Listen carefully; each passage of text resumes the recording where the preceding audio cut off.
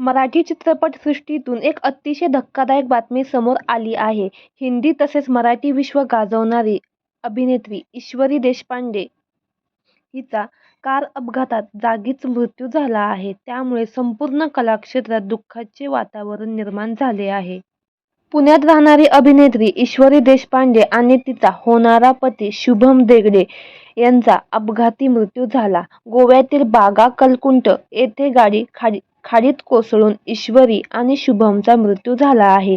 पहाटे 5च्या सुमारास बागा येथील अरुंद रस्त्यावरून जात असताना शुभमचा गाडीवरील ताबा सुटला आणि गाडी खाडीत जाऊन कोसळली. दरम्यान गाडी लॉक झाल्यामुळे दोघेही गाडीत अडकले.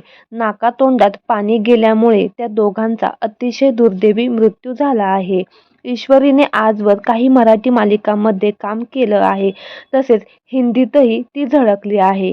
प्रेमाचे साईड इफेक्ट या चित्रपटाचे नुकतंच चित्रीकरण तिचं पूर्ण झालं होतं. ईश्वरी आणि शुभम हे गेल्या काही दिवसांपासून एकमेकांना डेट करत होते. त्यांच्या साखरपुड्याची तारीख देखील ठरली होती.